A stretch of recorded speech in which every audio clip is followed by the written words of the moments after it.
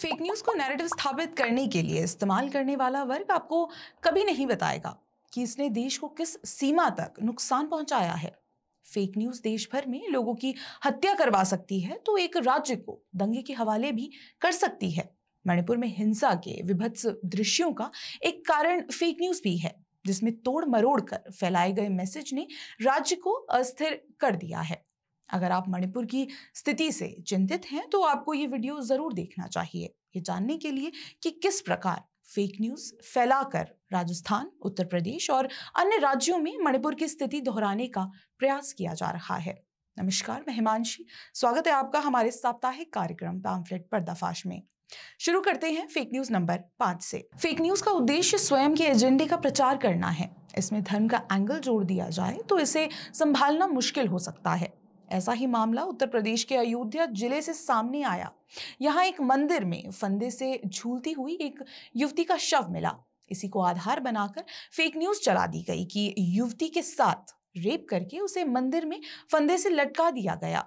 Twitter के स्वघोषित पत्रकारों ने इस खबर को लपक भी लिया और फैलाया भी। हालांकि अयोध्या पुलिस ने इस बात की पुष्टि की है कि युवती ने पारिवारिक कलह के चलते आत्महत्या की है और पोस्टमार्टम में रेप की पुष्टि नहीं हुई है। पोस्टमार्टम रिपोर्ट में मृत्यु का कारण due to asphyxia as a result of antemortem hanging. कुछ लोगों द्वारा जो भी भ्रामक खबरें इस समय फैलाई जा रही हैं, उनका खंडन करते हैं। फेक न्यूज की गंभीरता इतनी थी कि पुलिस को इसे न फैलाने के लिए अपील भी करनी पड़ी।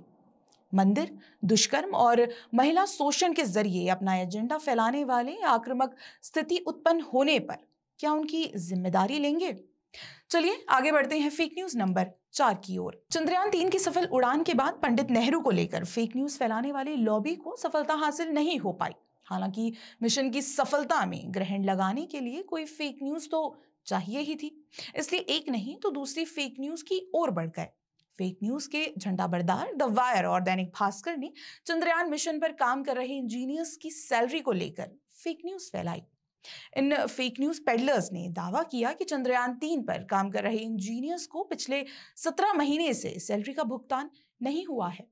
हालांकि सैलरी ना मिल पाने की खबर heavy engineering corporation limited HEC की है, पर इससे फेक न्यूज पेडलर्स को क्या? अगर भ्रामक जानकारी से चंद्रयान 3 की सफलता में जरा भी दाग लगता है तो फेक न्यूज पेडलर्स उसके लिए एक्स्ट्रा शिफ्ट करने को भी तैयार रहते।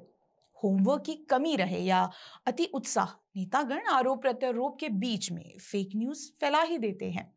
यही ध्यान में रखते हुए बढ़ते हैं फेक न्यूज नंबर 3 की ओर। प्रियंका गांधी मध्य प्रदेश पहुंची। अपने भाषण के दौरान अति उत्साहित नजर आईं।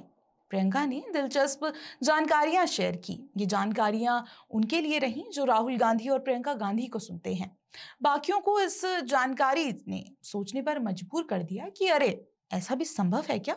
निकाल के बाद मैं बताऊंगी, दिख नहीं रही। भ्रष्टाचारियों की लिस्ट कहीं भूल आई। प्रियंका गांधी ने दावा किया कि मध्य प्रदेश सरकार ने पिछले 3 साल में सिर्फ 21 सरकारी नौकरियां दी हैं। प्रियंका के आख्यान लिखने वाले अपना होमवर्क नहीं करेंगे क्योंकि उनको इसी से वोट मिलने की संभावना है। पर वोट के लिए फेक न्यूज फैलाने वाली प्रियंका गांधी को ये पता होना चाहिए कि 50,000 से अधिक नौकरियां तो शिवराज सरकार अगस्त 2022 से अब तक दे ही चुकी है। मुख्यमंत्री शिवराज सिंह चौहान ने 15 अगस्त 2022 को घोषणा की थी कि 1 साल में 1 लाख सरकारी भर्तियां की जाएंगी। अब तक 55,000 भर्तियां की जा चुकी हैं। अब सरकार ने इस वर्ष 15 अगस्त से पहले 1 लाख से ज्यादा सरकारी भर्तियां होने की भी संभावना जताई है। इसके साथ ही प्रियंका सरकार के जिस बयान को आधार बनाकर बात कर रही हैं वो आधा अधूरा है और इसे ही टेक्निकल भाषा में फेक न्यूज कहते हैं। दरअसल जो 21 का आंकड़ा है वो प्रदेश के रोजगार कार्यालयों में पंजीकृत युवाओं का है जिन्हें सरकारी विभागों में नौकरियां मिली हैं। लेकिन राज्य में नियोजित व्यक्तियों की कुल संख्या का डेटा कुल 61,000 तक का है। इसमें अगर संविदा कर्मचारियों को जोड़ दें तो ये संख्या और भी अधिक होगी। शिवराज सरकार ने अकेले शिक्षा के क्षेत्र में 38,000 नौकरियां उपलब्ध कराई हैं। इसे विडंबना ही कहेंगे कि वोट प्राप्त करने के लिए प्रियंका गांधी के पास मुद्दे नहीं, बस फेक न्यूज का सहारा बचा है। अब बढ़ते हैं फेक न्यूज नंबर 2 की तरफ। मणिपुर पर भ्रामक जानकारी से जो सिचुएशन सामने आई है उसको बदतर बनाने के लिए फेक न्यूज पेडलर्स एक्टिव हैं। हम पहले भी बता चुके हैं कि फेक न्यूज का काम मात्र सनसनी फैलाकर अपना एजेंडा सेट करने का है। इसमें स्थिति नियंत्रित से बाहर हो जाए तो उसकी जिम्मेदारी सरकार पर डाली जा सकती है। मणिपुर में जारी हिंसा के बीच ही कई कांग्रेसी फेक न्यूज पेडलर्स अपना पिटारा लेकर बैठे हैं और दुनिया भर के प्रसारित वीडियोस को रीशेयर करके मणिपुर का बता रहे हैं। चर्च जलाने का वीडियो, गन फायर करने का वीडियो, म्यांमार की युवती को गोली मारने का वीडियो या युवक पर फायरिंग करने का वीडियो, ये कुछ ऐसे वीडियोस हैं जिसे कांग्रेस समर्थक ने मणिपुर का बताकर शेयर किया और वरिष्ठ नेताओं ने इसे सर्कुलर करने का काम किया। इन वीडियोस में से कुछ तो 3-4 वर्ष पुराने हैं। चर्च का वीडियो तो भारत से है ही नहीं बल्कि फ्रांस का है। इसी तरह सभी वीडियोस की पड़ताल करने पर पता लगता है कि मणिपुर में न्याय मांगने की आड़ में फेक न्यूज फैलाकर वहां दंगे भड़काने का प्रयास किया जा रहा है। इन प्रयासों को रोकने या फेक न्यूज का इशारा करने पर ये फेक न्यूज पेडलर्स अभिव्यक्ति की स्वतंत्रता पर खतरा मानते हैं। अब देखते हैं सप्ताह की फेक न्यूज नंबर 1। मणिपुर पर प्रोपेगेंडा फैलाने पर राजस्थान में बिगड़े लॉ एंड ऑर्डर को लेकर घिरी कांग्रेस ने इससे बचने के लिए नायाब तरीके ढूंढ निकाले हैं। जी नहीं, हम राजस्थान सरकार द्वारा विधायक को सच बोलने के लिए बर्खास्त करने की बात नहीं कर रहे। हम तो कांग्रेस के प्रोपेगेंडा मैनेजर पवन खेड़ा की बात कर रहे हैं, जिन्होंने खबर के आगे अपना नैरेटिव सेट करने के लिए फेक तथ्य जोड़ दिया। दरअसल जोधपुर में एक युवती के साथ हुई गैंगरेप की घटना पर राजस्थान सरकार पर उठ रहे प्रश्नों को दबाने के लिए पवन खेड़ा ने ट्विटर पर जानकारी दी कि अपराधी पकड़े गए हैं। नहीं, उन्होंने सिर्फ इतना ही नहीं कहा, उन्होंने कहा कि सभी आरोपी एबीवीपी वर्कर पकड़े गए हैं।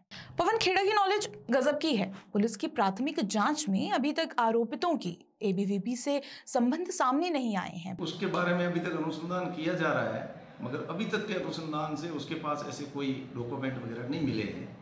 फिर भी इस बारे में गहनता से अनुसंधान जारी है। पर पवन खेड़ा को जानकारी है कि वो एबीवीपी से हैं। पवन खेड़ा का फेक न्यूज फैलाते हुए ये मानना होगा कि क्योंकि आरोपित एबीवीपी से हैं तो गहलोत सरकार इसके लिए जिम्मेदार नहीं है, इसलिए इसे फैलाने में उनको कोई हानि नहीं लगेगी। चाहे ऐसे हो या वैसे, फेक न्यूज फैलाकर पवन खेड़ा ने राज्य में लॉ एंड ऑर्डर बिगाड़ने का काम तो किया ही है। फेक न्यूज फैलाने की संभावनाएं चुनावी दौर में और भी प्रबल हो जाती हैं। दंगे हो या संवेदनशील घटनाएं, इनमें फेक न्यूज का तड़का वोट मिलने की संभावनाओं के अनुसार ही लगाया जाता है।